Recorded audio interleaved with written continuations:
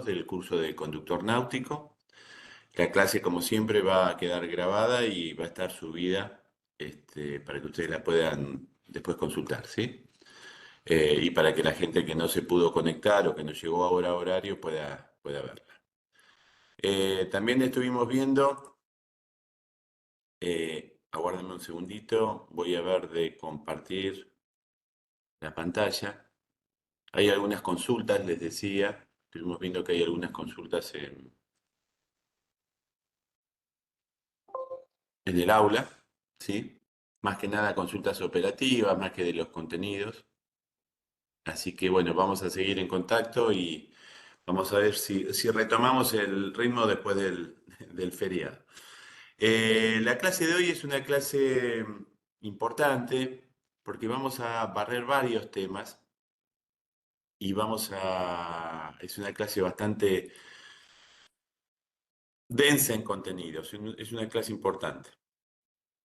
Les recordamos, para quienes no se hayan podido conectar en la primera clase y lo están haciendo ahora, el objetivo del curso, ¿sí?, es desarrollar todos los contenidos o conocimientos teóricos, ¿sí?, las normas, procedimientos, recomendaciones que nos permiten obtener la habilitación náutica de conductor náutico. ¿Sí? Esa habilitación, recuerden que no la damos nosotros, sino que nosotros los capacitamos, las capacitamos, para que puedan luego ser evaluados y obtener la habilitación náutica en Prefectura Naval Argentina. La clase de hoy va a estar dividida en dos partes. La primera de las partes va a desarrollar todo lo que son las normas para lo que es la comunicación en radio. Muchos de ustedes ya están familiarizados con esto, pero bueno, no viene mal el repaso. Y todo lo que es relativo a fondeo, ¿sí?, elementos constitutivos, funciones, que es la cuestión de fondear. Esta es la primera parte de la clase. Luego vamos a tener un segundo módulo en donde vamos a ver algunas de las maniobras de navegación principales y vamos a ver la parte también relacionada con remolques. Para ir directamente al desarrollo del contenido de hoy, les comento, dentro de lo que es el Código Internacional de Señales, que fue, digamos, resuelto, sancionado en 1965, se establecen en comunicaciones náuticas distintos tipos de comunicación. En el código se retomaron, se centraron incluso modos de comunicación de vieja data en náutica, como el uso de banderas, ¿sí?, banderas de una sola letra, código Morse, etc. No los vamos a desarrollar porque eso supera, digamos, los contenidos del curso, pero sí nos vamos a centrar en dos cuestiones que sí son los contenidos, digamos, pertinentes a la categoría que estamos por rendir o que nos estamos preparando, que son radiocomunicaciones y el uso de pirotecnia. Entendiendo lo que es pirotecnia, todas las señales de luz en base a pólvora y las bombas de humo. Recuerden que dentro de la bibliografía, perdón, recuerden que dentro de la bibliografía que tenemos la ordenanza 1 del 18 de Prefectura Naval Argentina, que yo se las envié, en donde se establecen todo el marco, digamos, se establece todo el marco regulatorio de nuestra actividad, pero además se establecen todos esos elementos que constituyen el material de equipamiento de seguridad obligatorio para navegación deportiva. ¿Mm? Dentro de esta tabla que estamos desarrollando acá, que estamos viendo, hay un punto que dice instrumental náutico electrónico. Es más largo el listado, ¿eh? Yo lo corté simplemente por la clase de hoy para que veamos esto. Instrumental náutico electrónico. Y para la categoría nuestra, recuerden que estamos hablando de aguas protegidas, navegación a motor, así que es esta columna. Tenemos obligatorio equipo de transmisión y recepción VHF. Al repasar este renglón, yo veo que este requerimiento del equipo VHF es obligatorio para todas las categorías náuticas. Fíjense, en la oceánica Dice sí, sí, tanto a vela como en motor, costera marítima, costera restringida y aguas protegidas también. En las últimas cuatro categorías, dentro de las que nosotros estamos, además de decir sí, entre paréntesis tiene un 8, una aclaración. Cuando voy a ver qué significa esa aclaración, me dice que el equipo VHF de recepción y transmisión puede ser reemplazado por un equipo del tipo portátil, ¿sí? Ahora, ese equipo de tipo portátil es lo que nosotros llamamos handy o un HT, ¿sí? Un equipo de mano sería. El handy es un equipo manual. Aguárdenme un segundito nada más. Estoy viendo acá dentro de las opciones.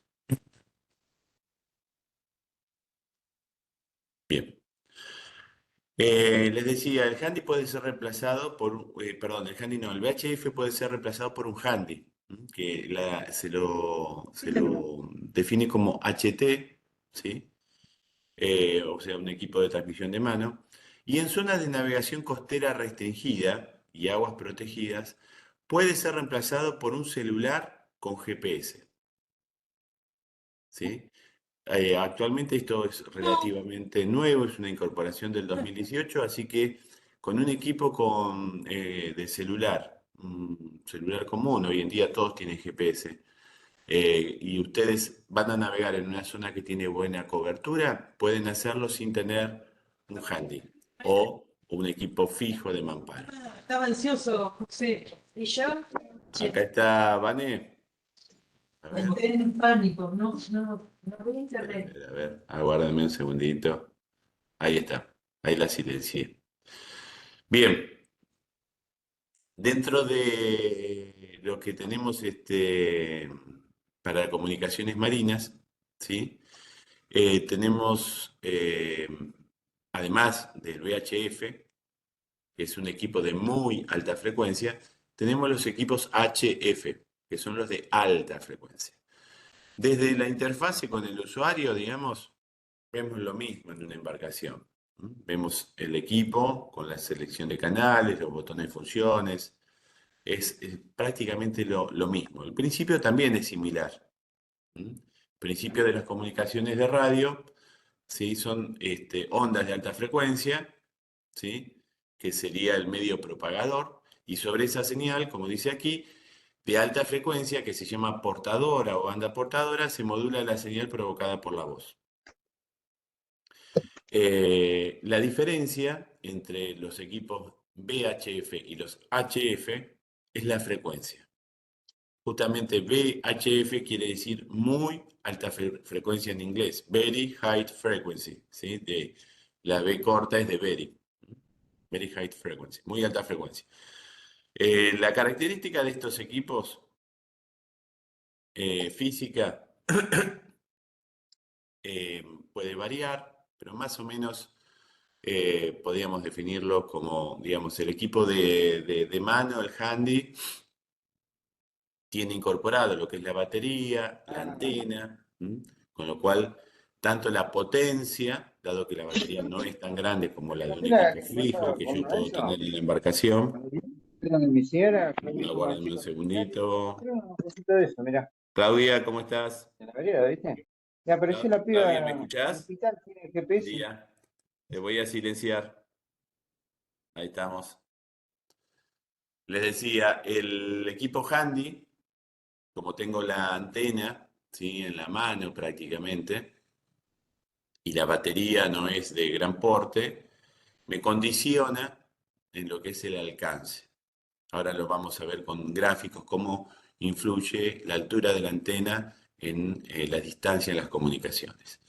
Y lo que vemos acá a la derecha no es el equipo total. Para que esto funcione tengo que tener una antena exterior que tiene que estar conectada a este equipo y una batería o un banco de baterías, con lo cual el porte, digamos, de un equipo de mamparo, un equipo fijo, es bastante más importante, ¿sí? Pero ambos son complementarios y son de mucha utilidad. La característica de la comunicación que vamos a hacer nosotros en VHF son comunicaciones como llamamos al horizonte o directas al horizonte o todo horizonte. ¿Qué quiere decir eso? Bueno, cuando decimos directa al horizonte es que en realidad el horizonte estaría siendo nuestro límite en la comunicación. ¿Sí? Yo no puedo comunicarme con algo que esté mucho más allá del horizonte. ¿Sí? ¿Por qué? Porque la banda portadora que decíamos del VHF, en la frecuencia en la que estamos trabajando, viaja en forma recta. Entonces, exageradamente en este gráfico, vemos dos veleros, ¿sí? Uno está transmitiendo y el otro no lo puede escuchar, el que está por aquí. ¿Sí? ¿Por qué? Porque por la curvatura de la Tierra, la señal llegará hasta el horizonte nada más. ¿Qué pasa si yo subo a una torre o pongo en lo alto de un mástil de un barco, pongo la antena? ¿Qué pasa cuando yo subo? Bueno, veo, cada vez que estoy más alto, veo puntos más distantes, tengo el horizonte más distante. Entonces aquí ocurre lo mismo, cuanto más alta esté la antena, más va a ser el alcance, mayor va a ser el alcance de esa comunicación radial. ¿Sí? Obviamente, esto lo voy a tener que complementar con mayor potencia en el equipo de emisor, porque voy a tener cada vez que alcance mayor altura un horizonte más distante. En el equipo, estas son las comunicaciones que son, digamos, de carácter obligatorio dentro de nuestra categoría, ¿sí? Y que pueden ser reemplazadas, recuerden, en algunas zonas por celular con GPS. El otro tipo de comunicación que yo les contaba, que no es obligatorio que lo sepan, pero se los comento, son las HF, ¿sí? También es una señal de alta frecuencia, pero no de muy alta frecuencia. Y la característica de la banda portadora no es que viaje en línea recta, teniendo como límite el horizonte, sino que la onda se emite, va hasta los niveles superiores de la atmósfera, rebota, ¿sí? En la ionosfera, rebota en el planeta, rebota en la ionosfera, y así va alcanzando puntos, incluso pudiendo alcanzar puntos que estén más allá del horizonte. Esa es la diferencia entre un equipo HF, que alcanza más allá del horizonte, y el VHF. Otra característica que tiene el VHF, y por eso se lo utiliza en navegación, es que la comunicación no se ve tan afectada o no se ve prácticamente afectada por descargas atmosféricas. Esta, la que vemos abajo, la que rebota en la ionosfera, sí. Si yo tengo tormentas eléctricas me dificulta la comunicación. Lo que vemos acá es un gráfico que justamente nos representa cómo, de acuerdo a la altura de las distintas antenas, ese horizonte está cada vez más distante.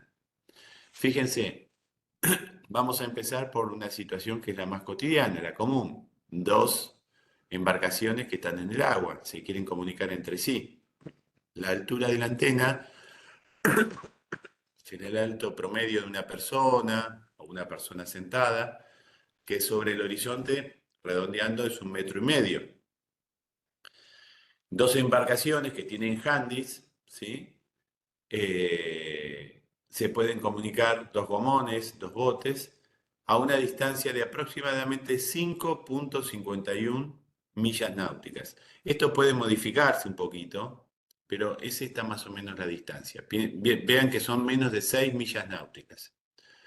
Les recuerdo, una milla náutica en la primera clase habíamos dicho que eran 1.852 metros, ¿sí?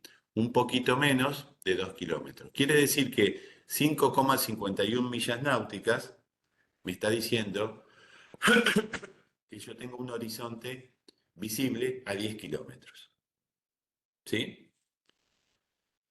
Si yo quiero comunicarme con un velero, este velero quizás tiene la antena en lo alto del palo, y si tiene un palo, un mástil de 9 metros, esa distancia de 5 millas náuticas, de casi 10 kilómetros, casi se duplica. por la altura del velero. Pasé de 5,5 a 9,5 millas náuticas. Y así sucesivamente, a medida que me voy alejando, ¿sí? A medida que me voy alejando, voy pudiendo alcanzar mayores distancias. Esa distancia la logro, recuerden, por la altura de la antena. Fíjense que una estación costera que tenga una torre con una altura de 62 metros puede comunicarse con una lancha o enviar un mensaje para una lancha que esté prácticamente a 20 millas náuticas, que son 40 kilómetros, ¿sí? Puede recibir y enviar. ¿Por qué? Porque tiene la antena a una altura muy, muy alta, ¿sí? Lo que se suele hacer en comunicaciones náuticas, tampoco es una práctica cotidiana, pero es frecuente, es el tema de retransmitir la señal mediante una estación repetidora.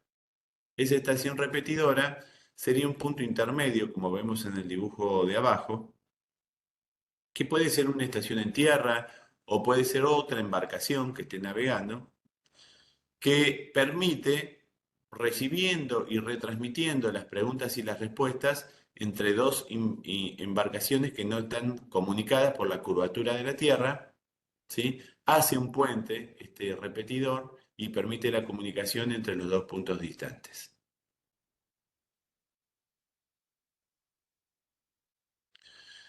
Dentro de lo que es entonces la banda marítima, tienen que tener en cuenta, ¿sí?, que nosotros modulamos en un ancho de banda que es entre 156 y 162 MHz.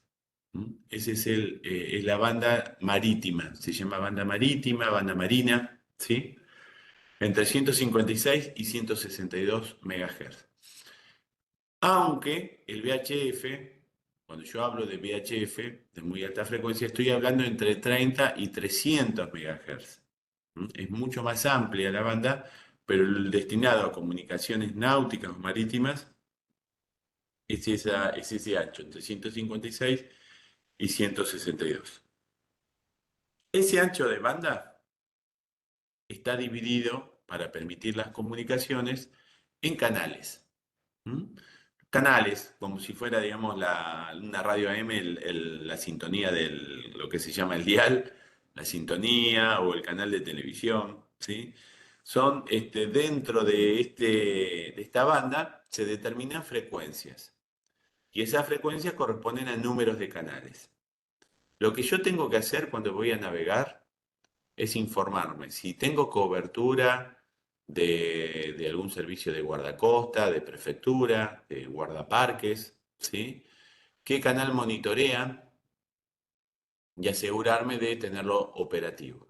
Existen equipos VHF que me permiten monitorear dos canales a la vez. Entonces, cuando en alguno de los dos se transmite, me conecta directamente en ese canal y me permite establecer una comunicación. Acá lo que vemos es una selección de canales de la zona de Buenos Aires, o los más frecuentes, ¿no? En los que tengo canales utilizados por prefectura, los distintos guardacostas, algunos clubes náuticos. Tengo que averiguar clubes náuticos, bajadas náuticas, en qué canales modulan, el servicio de marinería.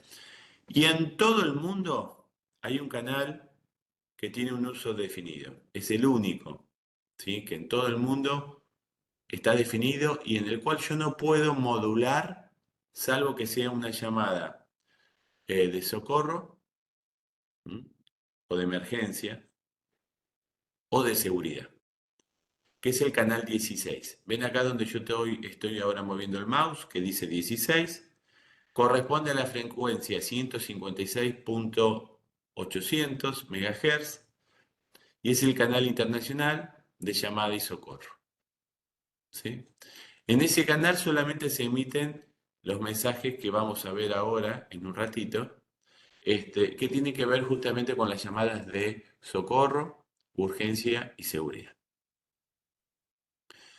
Dentro de lo que es en general la náutica o cualquier actividad vinculada con que haga uso de la radio, les cuento, es todo un campo de especialización. Existen capacitaciones que dan los distintos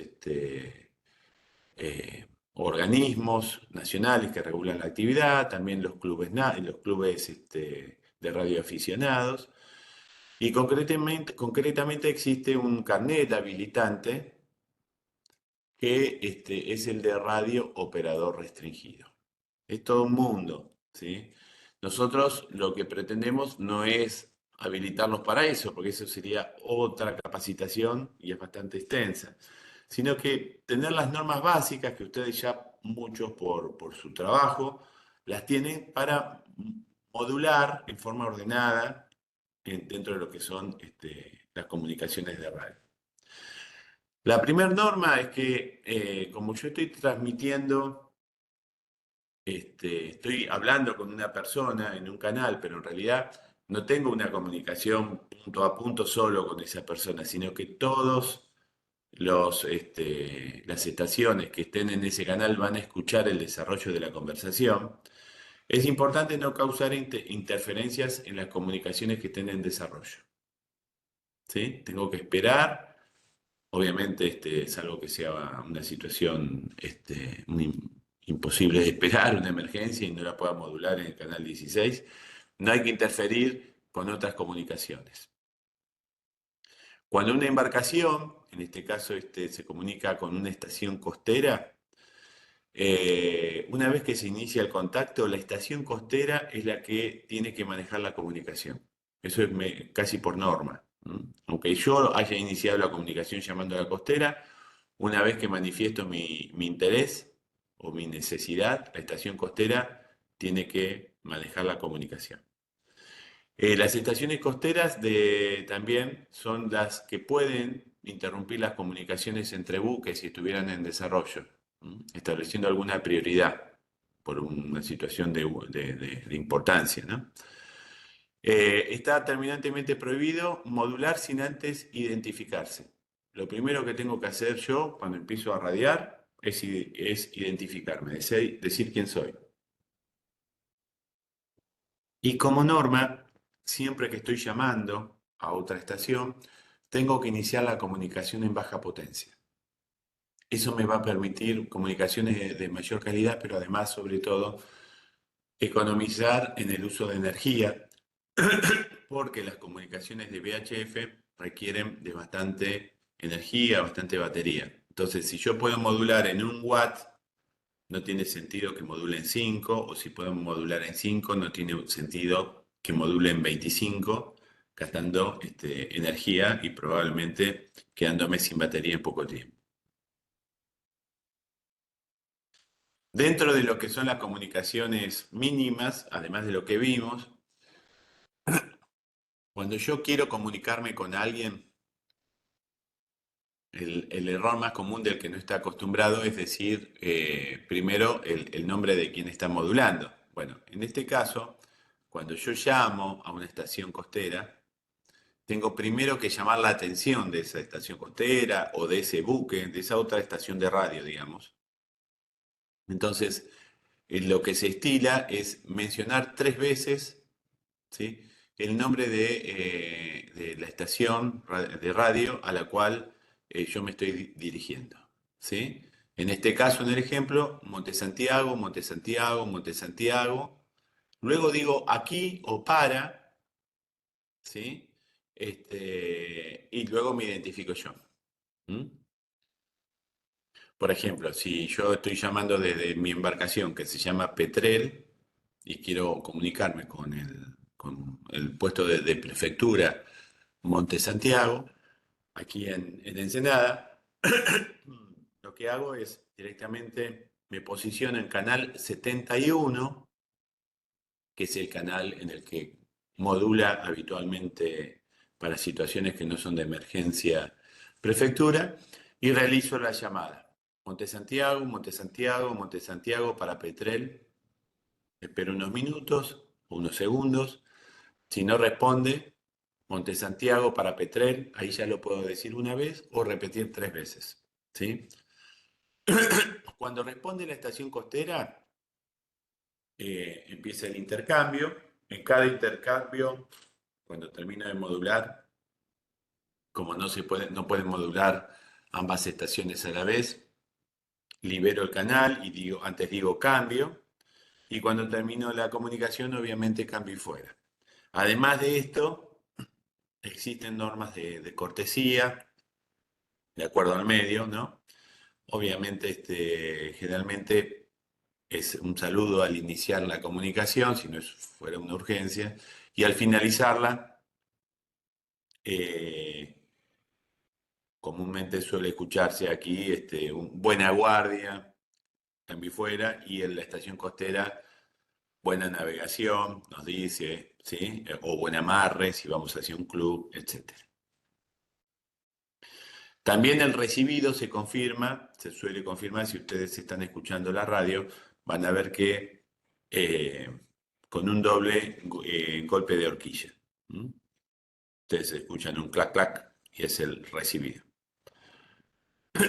Dentro de lo que es el canal 16, que hoy les comentaba que era el 156.800 MHz, se pueden realizar solamente comunicaciones que tengan que ver con socorro, urgencia y seguridad.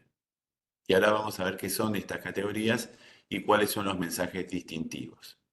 También existe desde el celular, ya que podemos estar con el teléfono a bordo, comunicaciones con el 106. El 106 es el número de llamadas para lo que son emergencias náuticas. Las llamadas de socorro, urgencia y seguridad se dividen en tres tipos. Las llamadas de Mayday, que son las de socorro, las de Pan Pan, también se lo menciona como Pané Pané, y las de Segurité. Estas palabras, que pueden sonar inglesas o francesas, en realidad son deformaciones del francés que se adaptaron al inglés durante las guerras mundiales y que quedaron ya como modalidad. Mayday es el equivalente al antiguamente usado en comunicaciones que se sigue usando, ¿no? Pero no para comunicaciones de radio, el SOS, ¿sí? El SOS tenía también una versión romántica, ¿no? SOS, Salven nuestras almas, en inglés. Era el mensaje en el cual se emitía cuando había un peligro grave y se estaba pidiendo auxilio inmediato, porque había riesgo de vida, ¿m? O de muerte, digamos, la vida de los tripulantes estaba en riesgo y la integridad de la embarcación. Bueno, nosotros en navegación, tanto aeronavegación como navegación por agua, como la realizamos, el mensaje distintivo es Mayday. ¿M? En cambio, lo que es urgencia, pero que no significa que la vida de los tripulantes esté en peligro, corresponde un mensaje de pan pan. ¿Mm? Pan pan. No es un mensaje que se radie mucho, generalmente la mayoría radia directamente Mayday, porque, bueno, primero una cuestión de nervios, a veces no clasifican muy bien lo que es una urgencia de lo que, digamos, es un pedido de socorro y de asistencia inmediata. Eh, pero existe una diferencia. Eso no quiere decir que una situación de urgencia, que significó radiar un pan pan, a los 2 minutos no se transforme en una situación de socorro y tenga que radiar nuevamente un Mayday, ¿no? Por ejemplo, si la embarcación, vamos a un caso extremo, tiene una vía de agua, ¿se acuerdan que habíamos visto la clase pasada vía de agua? Me está entrando agua en el barco, me estoy hundiendo, me estoy preparando para evacuar abandonar la embarcación, evidentemente es un Mayday, ¿sí? Un Mayday. Tengo serio riesgo de morir. Entonces corresponde radiar un Mayday. Ahora, si yo estoy en la embarcación, supongamos que tengo una vía de agua, ¿sí? pero logré controlar la situación. Obturé la entrada, estoy trabajando con las bombas, sacando agua, pero está entrando un poquito de agua todavía. Entonces decido volver a puerto. Está controlada la situación, espero no hundirme y estoy intentando llegar a puerto. Bueno, ese es un pam pam, ¿sí? Acá hay otros ejemplos, como por ejemplo tengo el timón trabado y lo reemplacé con otra cosa. Este, o tengo incluso un tripulante que tuvo una urgencia médica, ¿sí? Pero que está estable, está controlado, o tuvo un traumatismo que está controlado, pero yo quiero informar, corresponde un pam pam, si no hay riesgo de vida. ¿Está? Y el segurité, que corresponde a los mensajes de seguridad. Y estas son todas las situaciones que quieren informar al resto de las embarcaciones una cuestión importante con la seguridad en la navegación, ¿sí? En los canales estrechos, por ejemplo, en los canales fueguinos, cuando un buque grande o cuando una embarcación, en algunos sin que sea un buque grande, va a transitar por un estrecho, ocupando el canal, emite un mensaje de seguridad. Esto es, emite un aviso a todas las embarcaciones que están en la zona que va a ocupar el canal, de tal hora a tal hora, y que va a navegar desde este puerto hasta el otro puerto. Entonces, nadie más ingresa al canal hasta que este canal esté liberado. ¿Se entiende? También se suele usar, acá no hay canales, pero se puede ser que uno radie un mensaje de seguridad. Por ejemplo, como dice acá, una situación que lamentablemente es a veces común en el río es el avistaje de algún elemento flotante importante y peligroso para la navegación. Por ejemplo, un contenedor que se cayó de un barco. Está flotando, yo lo veo, quiero alertar a todas las embarcaciones que hay un contenedor en la zona, o un avistaje inusual de fauna, que también ha ocurrido en el Río de la Plata, ¿no? Entre una ballena, por ejemplo, un lobo marino. Puedo radiar a través del canal 16 un mensaje de seguridad. Ven que los tres mensajes dicen por 3 por 3 por 3. Bueno, ¿qué es este por 3 por 3 por 3? Cuando yo radio, a diferencia de las comunicaciones anteriores, que yo llamaba a Monte Santiago o llamo a otro barco, estas comunicaciones yo no estoy llamando a nadie en particular. Estoy emitiendo un mensaje que se llama tipo broadcast, digamos, desde un punto hacia todo lo que me reciba por canal 16. Y para llamar la atención de todas las embarcaciones, repito, como no estoy dirigiendo el mensaje a una embarcación en particular, vieron que antes yo tenía que decir 3 veces el nombre de a quién estaba llamando. Aquí digo 3 veces la señal distintiva del mensaje. Les doy un ejemplo. Mayday, Mayday, Mayday, velero Petrel, Mayday. Dejo pasar unos segundos. Mayday, velero Petrel, y luego informo automáticamente y lo más rápidamente posible y claramente posible, ¿sí? La situación en la que me encuentro. ¿Sí? ¿Por qué estoy radiando un Mayday? Si fuera un pam pam, pam pam, pam pam, pam pam, velero Petrel, pam pam, velero Petrel y luego radio. Y así con seguridad igualmente.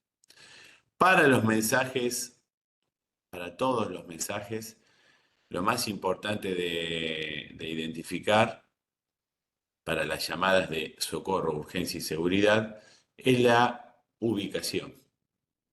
¿Sí? Porque si se llegara a cortar la comunicación, yo estoy radio un Mayday y alcanzo a decir dónde estoy, ¿sí? En forma clara, ya está. O sea, ya con eso si alguien me escucha, sabe que hay una embarcación con peligro serio para los tripulantes de vida que está en una situación de Mayday en tal lugar. ¿Mm? Para eso, bueno, tengo que, obviamente, en cualquiera de estas tres comunicaciones, tengo que hablar lo más claramente posible, despacio, Me tengo que identificar, por eso Mayday, Mayday, velero, Petrel, Mayday. ¿Mm? Tengo que especificar antes de seguir con el mensaje en forma clara y precisa la posición en la que me encuentro. Acá dice evite localismos. Cuando decimos localismos son aquellas cuestiones que referencian una zona y que solo la pueden identificar algunos pocos, ¿no? Como por decir, estoy frente a la casa de Pepe, qué sé yo. Por ahí es un isleño conocido, pero lo conocen solo los isleños. Y yo justo estoy navegando en esa zona y no soy de esa zona y no lo puedo ayudar porque no sé dónde es la casa de Pepe. Pero si ellos, digamos, al radiar me dan una ubicación con latitud y longitud, que eso se puede tomar de un GPS, de un celular, ¿sí? O con una referencia local, pero más clara, que haga referencia, por ejemplo, a la geografía, a un elemento notable de la zona. Por ejemplo, estoy en la confluencia del arroyo Doña Flora con el río Santiago. Estoy frente al club náutico de Ensenada, en Río Santiago. Estoy en Cuatro Bocas. Estoy en proximidades de la boya de Barco Hundido Don Agustín. No estoy dando latitud y longitud, pero sí estoy dando un punto sin localismos y con precisión. ¿Sí? Inmediatamente después, sobre todo si es una llamada de Mayday, tengo que decir el número de personas a bordo. ¿Sí? Número de personas a bordo. La causa que está originando el Mayday, ¿sí? Por ejemplo, les doy un ejemplo. Mayday, Mayday, Mayday, velero Petrel, Mayday. Mayday, velero Petrel. Estamos en proximidades de la boya de Don Agustín. Somos 4 tripulantes, nos disponemos a abandonar la embarcación. Tenemos una entrada de agua que no podemos controlar. El barco es un casco de color blanco. Ahí empiezo a darle toda la información complementaria, ¿sí? Apariencia de la embarcación, tipo de embarcación, porque ya di el mensaje distintivo, la ubicación, la cantidad de tripulantes, cuál es la urgencia y luego cualquier otro dato que complemente el rescate, ¿sí? De la misma manera, si a bordo hubiera una persona que, por ejemplo, sufrió una descarga eléctrica, tiene un traumatismo importante, eh, ese es el momento en donde yo empiezo a transmitir todas esas características de la urgencia para que, o de la llamada de socorro, para que el grupo de rescate o de asistencia se prepare para recibir o evacuar una persona con determinado problema, ¿no? Entonces recuerden, Canal 16, Mayday, Pam Pam, Segurité y 156.8 MHz la frecuencia, 106 desde un teléfono celular. Estas son en cualquier categoría que ustedes vayan a rendir, categoría náutica, ¿no? Conductor náutico, timonel, patrón, piloto, la que fuera. En cualquier club y en cualquier prefectura son preguntas de examen obligatorias. Bien, van a ver también que dentro de lo que son comunicaciones de radio, suelen codificarse las comunicaciones de acuerdo al alfabeto fonético, ¿sí? En este cuadro que estamos viendo se concentran varios códigos, entre ellos el código fonético, pero también está el código de banderas, está el código Morse y está lo que significa, ¿sí?, esa bandera. Vamos a un ejemplo. Es el alfabeto, ¿no? A, B, C, D, E. Si yo codifico, cada una de estas letras se corresponden a una palabra y se han elegido palabras que tienen más o menos una fonética distintiva para los principales idiomas que se pueden pronunciar, ¿no es cierto?, con facilidad, que son alfa, bravo, Charlie, delta, eco, foxtrot, golf, Hotel, India, Juliet, Kilo, Lima, y así hasta llegar a la Z, que es Zulu. ¿Sí? ¿En qué momentos en una comunicación de radio me pueden pedir que codifique? Bueno, cuando, por ejemplo, tengo que radiar un apellido o el nombre de una embarcación que presente dudas, hay que codificar. ¿Sí? En el caso mío puntual, mi apellido tiene más consonantes que vocales, entonces siempre que salgo me piden codificar el apellido. ¿Mm? Entonces, este código, independientemente de que yo sugiero que quienes tienen una radio lo tengan impreso en una libreta o en el mamparo de la embarcación, en algún lado, hay cosas que sí o sí van a tener que aprender de memoria, que es, por ejemplo, el apellido de ustedes, ¿sí? O el nombre de la embarcación. Acá lo que vemos también son otros códigos que nosotros no vamos a estudiar para nuestra categoría, pero que existen, que son, por ejemplo, el código de banderas, ¿sí? Estas banderas también corresponden cada bandera a una letra, pero además a una situación particular, ¿sí? Por ejemplo, las más importantes desde el punto de vista de seguridad, podría ser, por ejemplo, la bandera whisky, whisky es W, y quiere decir necesito asistencia médica, o la bandera Oscar, que significa hombre al agua. ¿Sí? Eh, Dentro de lo que es el código Morse, es importante que ustedes aprendan o sepan también cómo emitir en código Morse lo que es un SOS. ¿Sí? Que es muy sencillo. Fíjense, la S son 3 puntos, 3 puntos. La O son 3 rayas y luego 3 puntos. O sea, 3 puntos, 3 rayas, 3 puntos, SOS. ¿Mm? Esa relación punto-raya es simplemente la duración, ya sea del sonido que yo emito o el destello corto y un destello largo. ¿Sí? Lo que se sugiere, por ejemplo, ustedes saben que dentro de los elementos de seguridad, en esta tabla que yo les mandé, aparece una linterna estanca.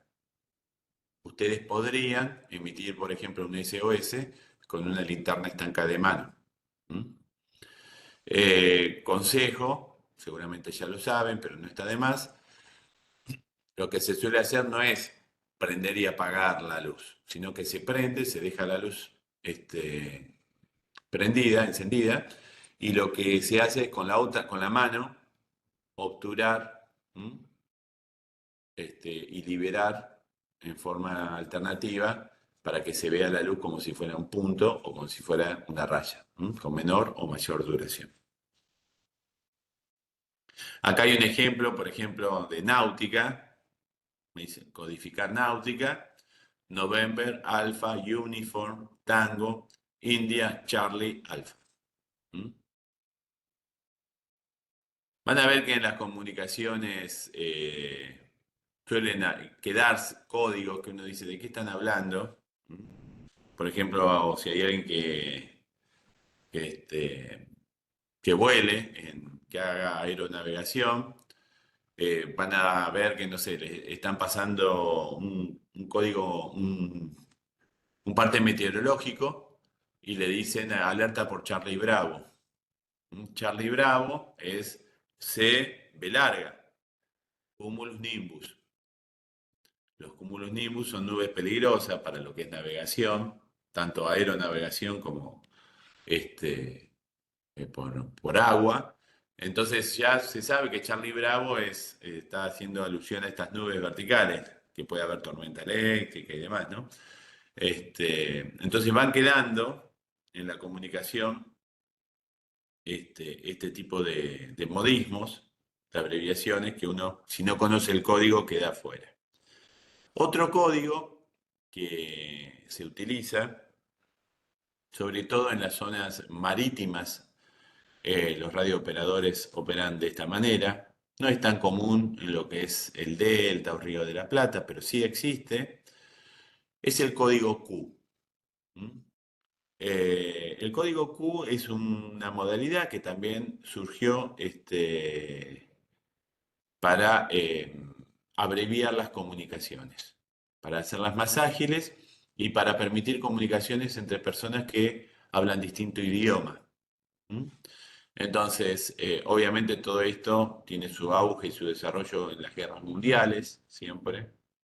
Los avances se dan en ese momento en comunicaciones. Y por ejemplo, QTH, ¿m? Me están preguntando cuál es mi ubicación. Si yo quiero expresar mi QTH, ¿sí? Me están es la posición en la que yo estoy. QTI, me están preguntando el rumbo. QTJ, la velocidad.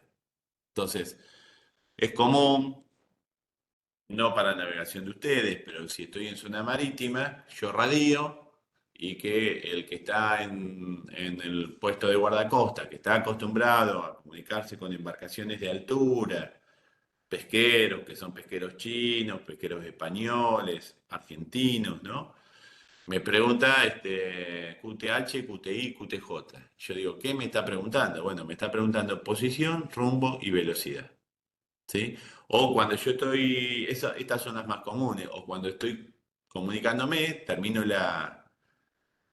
estoy hablando y me dicen QSL. ¿Mm? QSL es el recibido, me está confirmando que recibió mi mensaje. ¿Mm? Las opciones del código Q son cientos. ¿Eh? La idea no es que las aprendan, porque no entra en su categoría, ni siquiera en la categoría de piloto, pero sí es importante que sepan que existe el código Q, que lo pueden tener impreso, o las más comunes, impresas o anotadas en una libreta, y que es un modo de comunicación internacional también. Y después obviamente existen otras modalidades de comunicación que no son exigibles para esta categoría, que aumentan la seguridad, etcétera, pero que para el tipo de navegación que nosotros realizamos no es necesaria, aunque si la quieren tener no está de más, son de alto costo, que son, por ejemplo, estas boyas o balizas personales que se llaman PLB, ¿sí? Que son equipos de comunicación que emiten una señal de radio que es captada por los satélites y que es el equivalente a emitir un Mayday y además va especificando la posición. ¿Sí? Existen equipos para distintas actividades, incluso para actividades de montaña, para trekking, ¿sí? Esta es una de las disponibles en mercado, ¿sí? Las principales marcas de GPS, por ejemplo Garmin, tiene sus dispositivos también de seguridad, pero el funcionamiento es prácticamente el mismo. ¿Mm? ¿En qué modifican algunos? Bueno, las PLB en realidad solo emiten una señal de emergencia y no reciben información. Otros equipos permiten ir emitiendo mi posición, elijo yo si emito solo mi posición o emito para que otro la conozca o emito además mi posición y un Mayday, y me permiten bajar información como por ejemplo partes meteorológicos o recibir mensajes de datos, ¿sí? O incluso de WhatsApp de teléfonos en tierra. Pero no son para nada exigibles para el tipo de navegación que nosotros estamos haciendo. Simplemente lo incluí para que sepan que existe, ¿sí? Lo que nosotros tenemos que concentrarnos es en el tipo de las comunicaciones VHF. ¿Mm? Bien. Esta es otra modalidad. Ven, por ejemplo, este es un teléfono satelital. Tiene cobertura global, puedo bajar datos, puedo hablar con otro teléfono. Tiene un altísimo costo, pero existe para zonas muy distantes, desérticas inclusive. Bueno, es una opción buena para comunicación. Muy bien, vamos con el otro tema. Hoy es larga la clase, terminamos ya entonces con lo que es comunicación. Vamos a arrancar con lo que es fondeo. Fondear es una situación en la cual yo voy a vincular mi embarcación con el fondo, con el lecho del río, del mar, del lago, donde yo esté, la laguna, que tiene una naturaleza de fondo, ese lecho, que lo llamamos tenedero, y me voy a vincular con ese lecho a través de una o varias anclas que van a estar unidas a la embarcación a través de una tea, que es la línea que une el ancla con la embarcación y puede estar conformada toda por cadena y cabo, o toda por cabo. Es indistinto. Cuando yo estoy unido al fondo, estoy fondeado. Dentro de la disposición que veíamos hoy, van a ver que dentro de los elementos de seguridad, hoy veíamos el tema de la radio, ¿no? La clase pasada veíamos el tema de los chalecos salvavidas, del matafuego, ¿sí? Bueno, acá lo que tengo como obligatorio es un fondeo. Ancla, cadena, cabos, cables, pero no me dice si tengo que tener todo cadena, todo cabo, un ancla, dos anclas. Tengo que tener acorde a las medidas, tipo de embarcación, y yo le agregaría a el tipo de navegación que yo quiero hacer y a las condiciones meteorológicas de la zona. Porque no es lo mismo fondear en un lago interior, ¿sí? Protegido, en una laguna protegida en la provincia de Buenos Aires, que fondear, por ejemplo, en un gran lago en el sur patagónico. O intentar fondear en Río de la Plata, en Río Abierto, o intentar fondear en la costa marítima. Entonces, para dimensionar el fondeo, yo tengo que considerar varias situaciones. Muchas veces me preguntan, me compré una lancha tal, ¿qué ancla tengo que tener? Bueno, depende de muchas situaciones. No es que no. Van a encontrar incluso en internet quizás alguna tablita, pero es poco serio decir qué fondeo va. ¿Por qué? Porque hay que tener en cuenta muchas cosas. Primero, ¿dónde voy a fondear? Digamos, el fondeadero, ¿sí? La naturaleza del fondo. Porque no es lo mismo si yo estoy navegando en un lugar en donde el fondo, el lecho, el tenedero es piedra, o donde el lecho es arena, o donde el lecho es fango, limo, arcilla, etc. Tengo que conocer la naturaleza del fondo. Tengo que conocer la profundidad de ese lugar donde yo quiero fondear. Podemos fondear en 1,5 metros que fondear en 10 metros. Tengo que considerar las direcciones de los vientos predominantes, las direcciones de la ola, las condiciones meteorológicas del momento en el que yo voy a estar. No es lo mismo con buen tiempo o con una tormenta. Y en función de eso y del tipo de embarcación, ahí sí ya puedo empezar a determinar la longitud de la tea, cuánto cabo, cuánta cadena, qué tipos de ancla, ¿sí? Y con qué modalidad voy a fondear. Lo que vemos acá son dos fondeos. Una es un fondeo de labor, chiquitito, como para estar un rato nada más, de una embarcación menor, puede ser un kayak, una piragua, una canoa. Obviamente no es para pasar una tormenta, esto es para estar un instante y estar en guardia, con una guardia, con vigilancia, porque este fondeo es un ancla de resón muy pequeña, puede garrear, puede fallar. Y acá veo una ancla más importante del tipo Danforth, ya les voy a contar, con cadena y con cabo. Anclas hay infinidad, hay muchas más que estas, ¿eh? Yo les muestro las más comunes, ¿sí? Grampines, que generalmente son de tipo artesanal, esto usan mucho los pescadores. Anclas de resón, que son como las que vimos recién, que se cierran, ¿sí? Las palas, los brazos del ancla se cierran y quedan de esta manera, por eso es muy usado para embarcaciones menores, canotaje, piraguas, etc.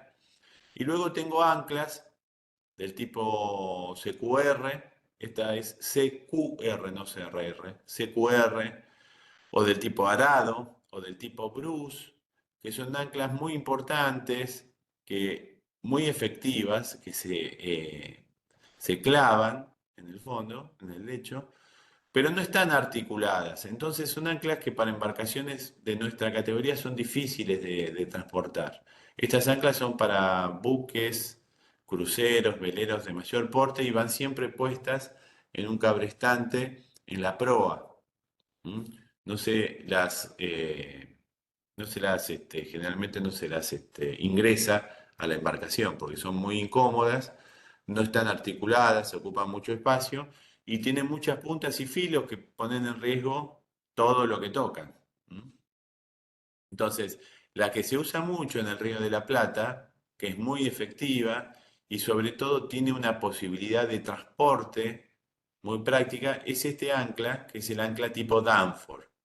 El ancla tipo Danforth tiene este cuerpo central articulado que hace que al pivotar en muy pocos centímetros de altura yo pueda tener un ancla que luego puedo estivar, guardar dentro de la embarcación en una caja de anclas.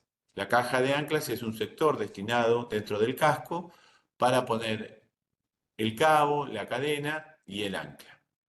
¿Mm? Es importante que la tengan de esa manera y no simplemente, si tiene una embarcación menor, el ancla apoyada en el piso de la embarcación, porque con los movimientos de la embarcación puede dañar seriamente el casco. ¿Mm? Si no existe la caja de anclas, les sugiero que la fabriquen, ¿sí? Fijen de alguna manera una caja, un cajón. Adentro disponemos el ancla y si queremos incluso que no vaya golpeando, darle mayor seguridad, hasta envolverla o proteger los bordes con un trapo, puede ser de utilidad. La línea de fondeo o la TEA, ¿sí? Yo la voy a regular su longitud de acuerdo a las condiciones de buen tiempo o de mal tiempo. Esto como lógica para que ustedes vean, es una recomendación, tampoco es matemático, pero es una recomendación. Ustedes con buen tiempo pueden estar fondeados con una línea de fondeo entre 3, que tenga un largo de 3 a 5 veces la profundidad. ¿Mm? Si estoy fondeado en un lugar que tengo 5 metros, tengo que tener una TEA que vaya de 15 a 25 metros. ¿Sí? Entre 15 y 25 metros hay mucha diferencia. ¿Por qué hay tanta diferencia? Bueno, porque si yo pongo cadena, puedo poner 3 veces la profundidad. Si pongo cabo, pondré 5 veces la profundidad. Y si pongo unos metros de cadena y unos metros de cabo, estaré en el medio. Cuando el mal tiempo llega, tengo que ir dando mayor longitud a la TEA. Y en ese caso, con mal tiempo, tengo que tener distancias entre 7 a 10 veces la profundidad. Lo que veo acá en la foto también es la diferencia, en el dibujo, perdón, es la diferencia de comportamiento entre un fondeo realizado con cadena, que intenta copiar el fondo, el lecho marino, y un fondeo realizado todo con cabo, en donde yo veo que el modo en el que la ola y los tirones del barco pueden afectar el ancla es totalmente diferente. Es mucho más eficiente un fondeo con cadena, pero obviamente es más costoso, es más pesado, necesito o realizar más fuerza o tener malacates para poder levantar la cadena y el ancla, ¿no? Algo que es interesante, que es importante que le pongan al fondeo, es un cabo que se llama orinque. Ese cabo que se llama orinque va unido con una bollita, bollarín, y me permite a mí saber dónde está el ancla y a las demás embarcaciones también, porque yo recién decía que puedo tener 25 metros, 30 metros desde donde está el ancla a donde está mi embarcación. Entonces, para que el resto de las embarcaciones sepan dónde está el fondeo, es importante que tenga un cabo con una boya. Ese cabo y boya va a poner en alerta a todas las embarcaciones para que no se enganchen con el fondeo, pero además me va a permitir a mí, al momento de levantar el ancla, de elevar el ancla, ¿sí? Me va a permitir hacerlo desde el boyarín, ¿sí? A través del orinque, desclavar el ancla. A su vez va a marcar el punto en torno al cual se va a dar el borneo. El borneo es el giro de la embarcación alrededor del fondeo y ese giro se va a dar si cambia la corriente, por ejemplo en el Río de la Plata, si estamos en creciente o en bajante, porque el río se ve afectado por el régimen de marea como el mar, o si cambia el viento, si estamos en un lugar que no tiene corriente, por ejemplo, no sé, una laguna, la embarcación se va a presentar, va a poner la proa hacia el viento.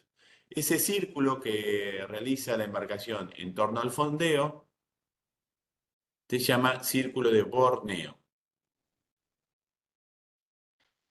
Si yo me quiero además asegurar, dar mayor seguridad, aumentar la eficiencia del fondeo y restringir esto que veíamos acá, el círculo de Borneo, lo que tengo que hacer es fondear con dos anclas que las llamamos barbas de gato. ¿Mm? Barbas de gato o bigotes de gato consiste en, pongo la embarcación proa al viento, cuando la embarcación está navegando de esta forma, proa al viento, ya tengo el ancla preparada, que es el ancla, se llama a la pendura, perpendicular a la superficie del agua. La dejo caer suavemente, no es que tiro los 30 metros de cadena todos juntos, voy bajando el ancla. Cuando hace contacto con el lecho, con el fondo, dejo ir la embarcación con la corriente o con el viento y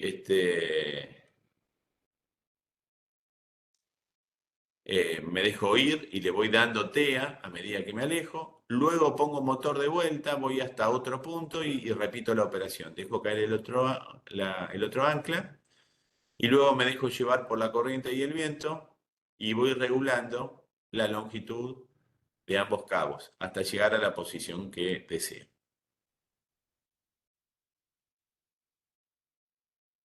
Otra modalidad de trabajar con dos anclas, y esto es cuando yo me tengo que preparar por una situación meteorológica más compleja, es la de colocar dos anclas.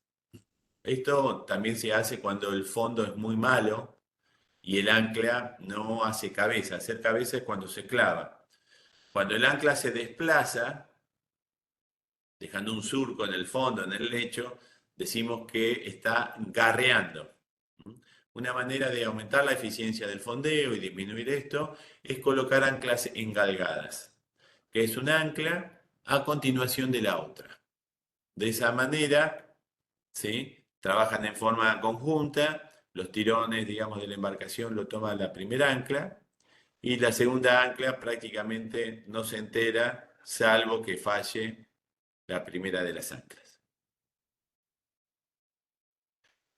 Otra forma de utilizar un ancla muy particular es la que se llama ancla de capa o ancla de mar.